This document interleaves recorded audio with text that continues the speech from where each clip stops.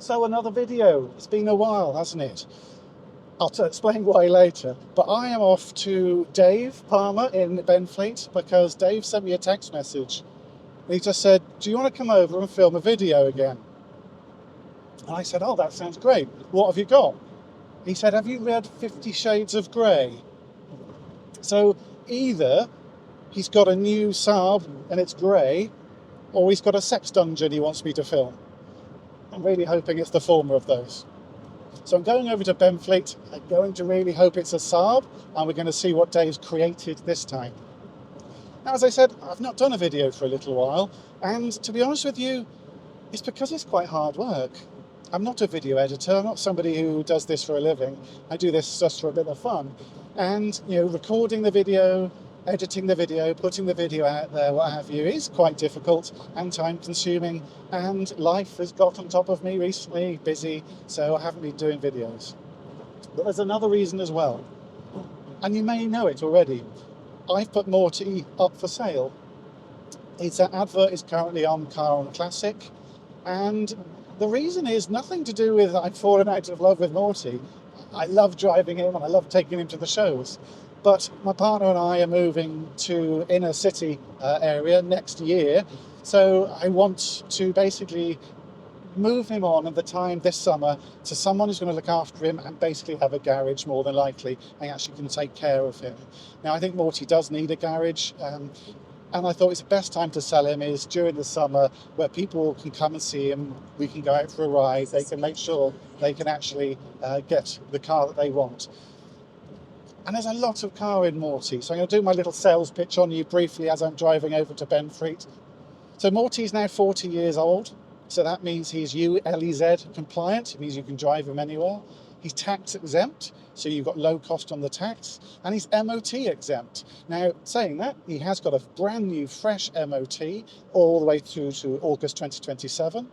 Need a little bit of work on the steering rack to pass the MOT, so I wanted to get that done so that the new owner has no worries whatsoever. And you can tell from the videos and how I've shown how much Dave Palmer has cared for Morty and the work he's put into him, that he's a top-class car, if not the best Saab 900 in the UK at the moment, especially a flat-nose one of a 1985 vintage. Last year, he won the Radfest award for best raddest European car, which was an amazing thing. And the judges stated how well and how wonderful the paintwork was on them as well, which I thought was really flattering, and they're not wrong. It's pretty good for 40 years old, and it's original paintwork as well. The engine's great, he drives wonderfully, and I think the biggest selling point is the prices of Saab 900 Turbo T16s are only going one way. So you can buy him now, enjoy him, and know that your money's pretty much only going one way as well. So it's a good deal, I think, on that one. And if you are interested, go to Car and Classic. You'll see the advert. Type Saab 900 Turbo in. You'll see Morty's advert on there. Drop me a message on Car and Classic. If you've got any questions, I'll be more than happy to answer anything that comes with that. And as well as Morty, there's quite a few things I've collected along the way as well, which I'll be giving with Morty. Things such as his awards, obviously, the book, which he appeared in by Matt Searle, the wonderful Icon book, all about the Saab 900 T16. I've got a brand new copy, unopened, sealed copy of the book, ready for the new owner to have with that. I've got lots of Saab goodies, the Saab manual, the Haynes manual, but also the Bentley manual as well. I've got tools that are specific to the Saab, such as the caliper tool you need to wind back the handbrake when you're changing the front brake pads. All the things you need really in order to maintain Morty to the level that you wish him to be maintained to. So I really hope to meet somebody who wants to take Morty on and take him to that sort of next chapter in his life. But now, this video isn't about Morty, that's end of sales pitch. I am going to Benfleet, I'm going to see Dave. Keeping my fingers crossed, I'm going to see a grey Saab 900 and not some sort of torture equipment as I pull up to his studio. So, studio, industrial estate. Let's go to Benfleet and we'll see what Dave has to say.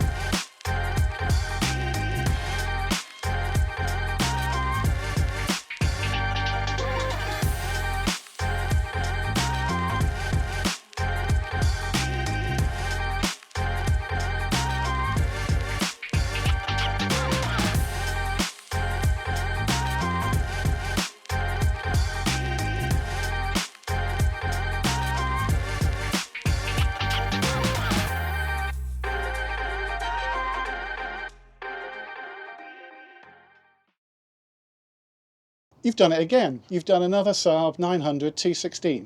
What's the story behind this one? Well, in the last video, it was in here to be restored. That was a year ago, and it's taken me a year to produce this. And it has faulted me every way possible. Electrics, engines, finding parts, paintwork, bodywork, the same story as all of them really, but yeah, it's... So how did it come into you? What state was it in? It was in a real poor state. It was rotten. It was all rotted on the arches, all rotted on all across the front panel, rotted on the floor, rotted in the boot. The doors obviously rotted because they like that. Sunroof rotted, headlining, interior, carpet, I said gearbox, everything. It was finished, the car. It shouldn't have been put back on the road for the amount of work, but here it is. So how do you take a car like that then and make it like this? It's lots of blood, sweat and beers, obviously. I said before, the hardest part is starting it. People don't get that, but for me, you look at it and think, yeah, oh my God, once you start, then you're in it and you can't stop. But then you find the problems, you just keep going on, ironing them out. Then you think, oh, I'm all done. And then you have to go all the way back to the beginning and then start again because what you've done isn't right. And you just got to make it right all the way through. Yeah, yeah. You know, it's a bit of a mental game with it. Yeah, yeah. So where do you start? When something's as you say, rotten as that, and as you said, shouldn't be on the road, what's the first thing you do?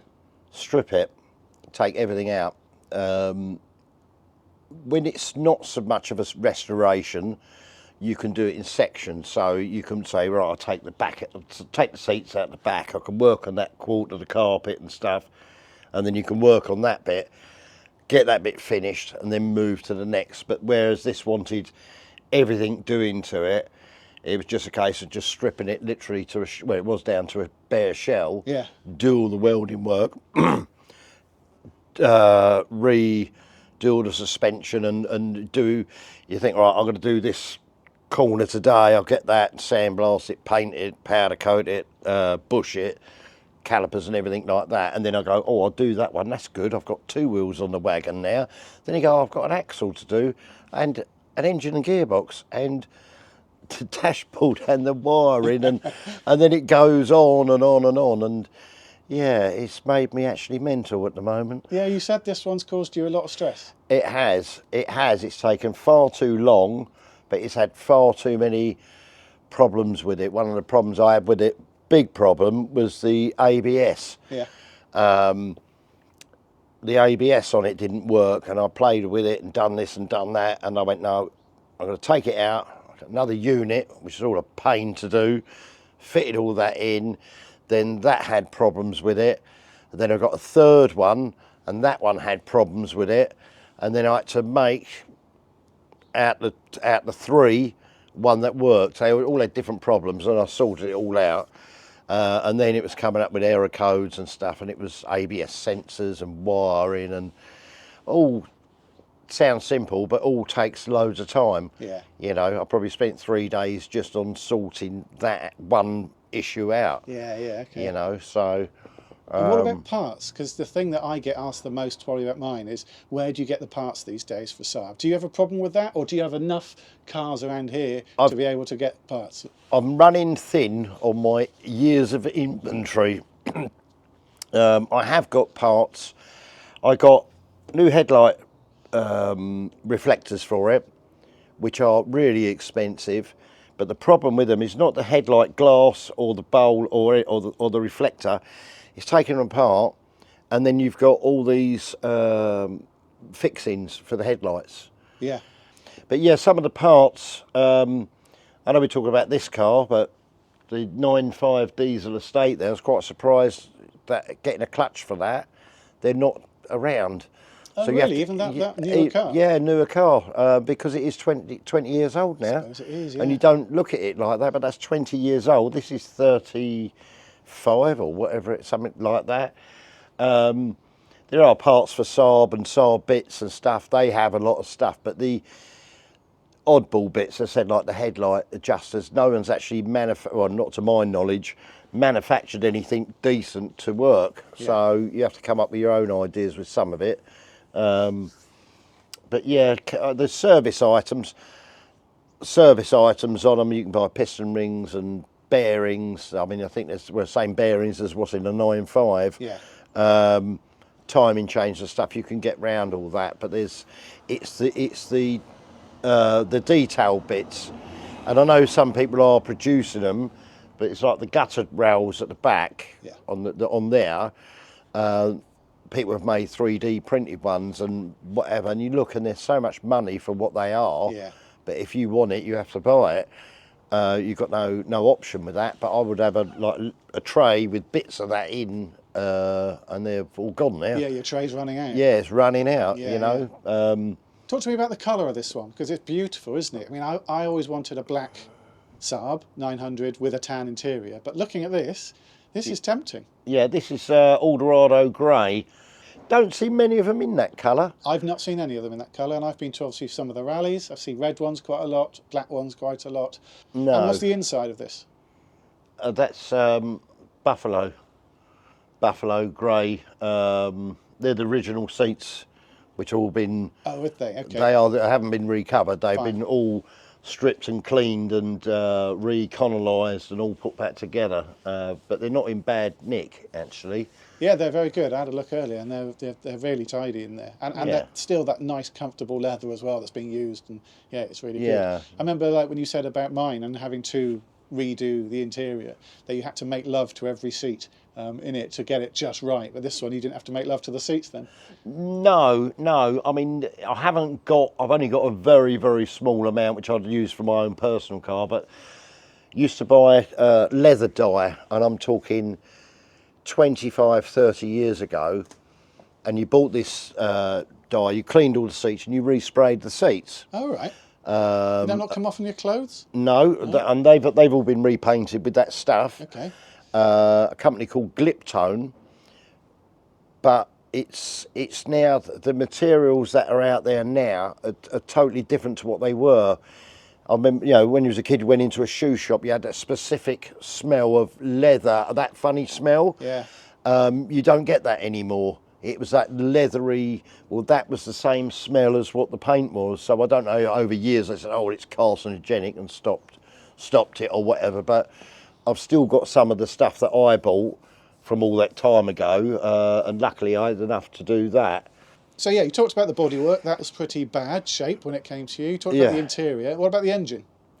Engine, same again. I mean, I see these programs on the telly. They've got a bloke goes down and gets a car out of a garage. They fill up all the spark plug holes with all oils and stuff, leave it for a week, and they turn it all over and they go, oh, it runs.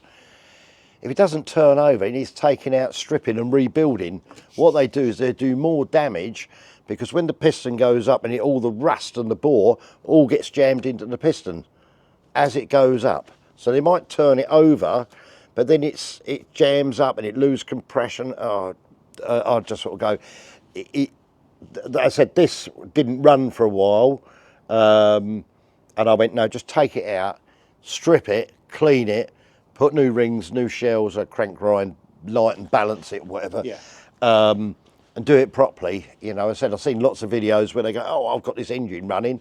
3 weeks later in their episode, the engine's hanging out of it because they've destroyed it. Yeah. Whereas they could have saved it if they stripped it. I could be told I'm wrong, but sometimes you have success, but it depends on the manufacturer of engines. Yep. These engines are brilliant. Your car hadn't ran for about 12, 13 years in a 12 garage. years, yeah. I think we just said this before. It hadn't run, and I said to my mate, if the fuel pump runs, it will start. And I turned it over, and it started up after 12 years. My car has been sat there. I've been here 16 years, and it was probably about 6 months ago. I thought, I wonder if it'll start, and it turned over and it started, and it's just been sat there doing nothing. Yeah. So they are pretty bomb-proof, but that again, with that, even though it does run, you'll have problems with that later on. So you're better off, while it's not worn out or damaged, take it apart, have a look, clean it all up, put it all back together. Even if you've got the rings out and put the same rings back in, you're preventing it from scoring and stuff, because pistons and stuff are so expensive to buy, and they don't do the genuine pistons anymore. It's all them like Wasner pistons. Right. I fitted a set of those, and it doesn't make it sound like a Saab engine. Yeah, yeah. They're sort of rattling. Sound. I like how they, well, that's how they were. Yeah. That's how they were, you know. So yeah, but getting hold of, like, if you wanted a genuine set of pistons, I don't know where you get those, and I've looked and looked and looked and looked. What I've done before now, where the bores are worn out, I've got another set of pistons, stripped them and cleaned them, and the bores were worn out and had it sleeved to put it back to standard. With, you know, new rings and stuff, and that's been okay. But yeah, it's those kind of parts that are the bits that you need. There is a guy in America going on to the gearbox. Yeah. Synchros for the Saab. Stop there a minute. 'Cause I can go. A few moments later. Just so happens I have some. Do we talk about synchros? Right. Synchros. Synchros, yes. Synchros for the gearbox, second and third. These have got like a Teflon coating on the outside. Yeah. And what happens, it wears away, and then you get that, and then it stops working. The idea is, as you're using changing gear, gear's spinning, it's acting as a brake, then it slides, then you get the crunchy gear. These, I've been trying to get hold of them. I'd find some old Saab stock, because I built loads of gearboxes, old Saab stock or decent second-hand ones, whereas preferably I'd like to put new ones in. Yeah. And you can't get them. But there's a man in America who's just reproduced synchros for the, I think it's 3 types of box, but those synchros are like gold dust. So I remember talking to Mickey at Two Stroke, and I said to him about synchros and stuff. He said, yeah, we'd have to strip 4 or 5 gearboxes to make one good one for those reasons. So finding those parts, but I said there is a man in America and I want to buy some, but Yeah. Get them imported in. yeah, get them imported in. You said this was, you know, this almost broke you, this one. This one was hard work. Yeah. Are you pleased with how it's come out? You know, at the end of the day, was it worth all that hard work? Yeah, I mean, it is lovely now. I've not been a fan of the colour in the past, but how this looks now, it looks really good. Yeah. You know. Yeah, but it's all in all, it's really good, and the wheels and everything. Yeah, it's come out well. I hope the guy's really pleased with it, you know. Because it is a customer's car. It isn't is a You customer's didn't car, make yeah. this and sell it. It was Yeah, a customer's car. it's a customer's car. He brought it in, and he said, you know, here's my car. What do you think? I went, he wants starting again. I'd got a donor car, and chopped up bits out of that, and just to keep this all original, you know. Yeah. So, And you've given this one a sort of little name already, haven't you? Morticia. It's Morticia. Yes, it's been a bit of a bitch. I like it. Morty's evil sister. Yeah. It has been. Oh, it has tried me. I've driven out. I've been out a couple of times now. Driving it about. Drives nice. It's all on the floor. It's got different sound to the exhaust to yours. I noticed yours has got a nice burble to it. This has got a different kind of burble. Yeah, all right. But I think it's down to the exhaust box at the back. Different manufacturers, different tailpipe. Let's take Morticia out then. Yeah. And we'll see what she sounds like. Yeah. Let's do it. We'll do that.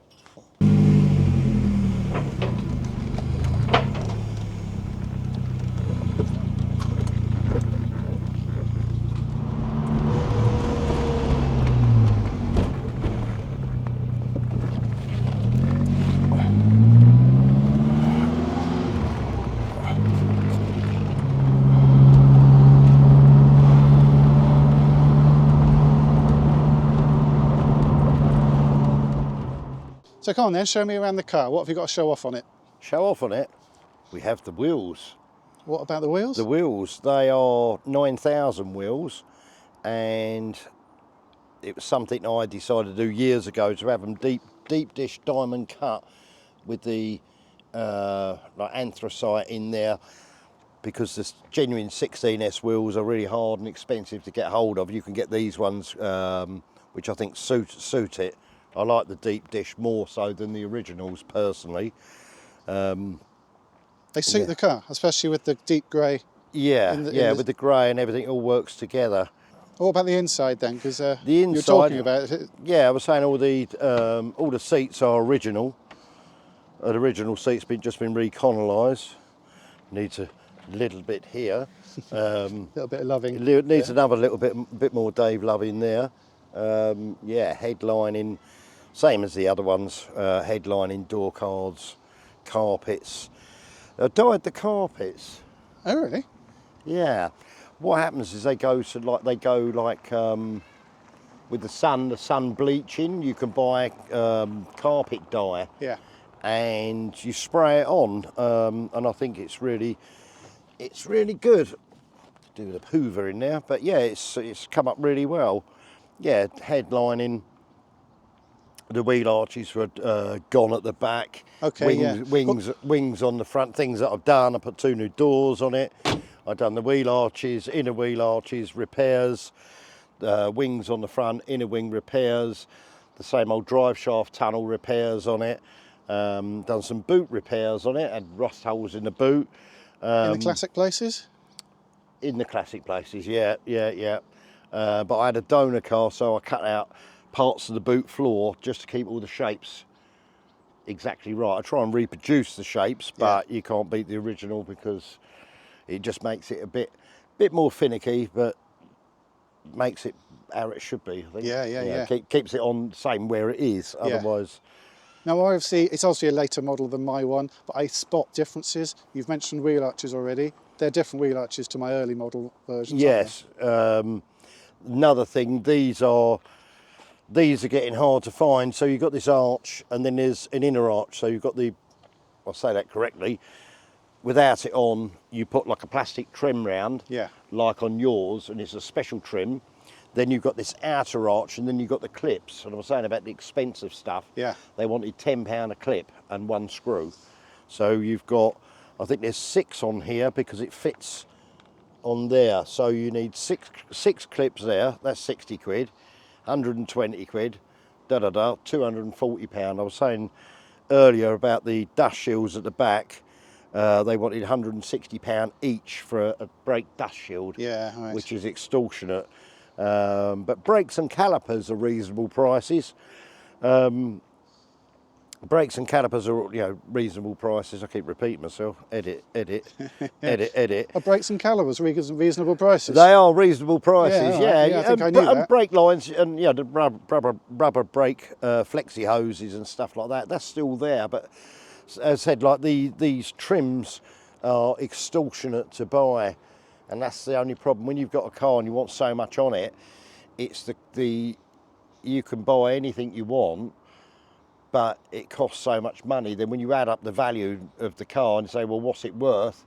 Done, and the parts price, it can outrule it. And then you go, I'm not going to bother with that. So you end up going, I'll just stick it on eBay and someone else can buy it and have the problems. What about the spoiler on this? Because that's different. Is it? Spoiler on that, the customer, it's not the greatest one, but it is a whale tail. It's a genuine whale tail. I think it finishes off the back of the car better. It was an optional extra.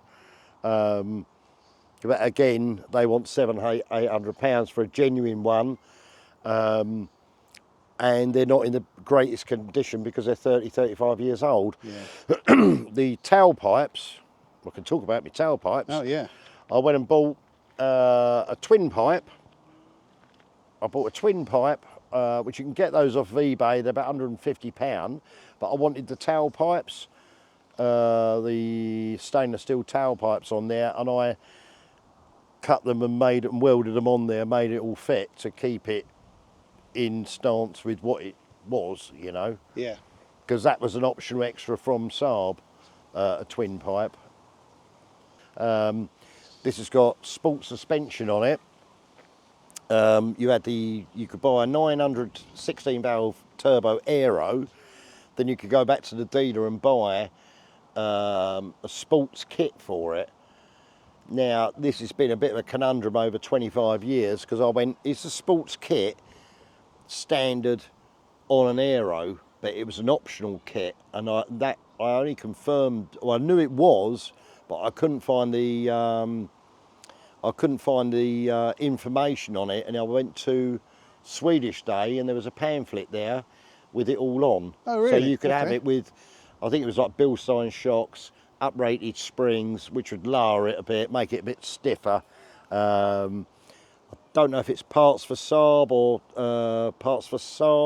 Saab bits. One of them have reproduced the springs, and I cross-questioned them on them to say, are they sports springs or are they standard 16S springs? Yeah. Because they are different, and if I remember rightly, the springs out were painted gold.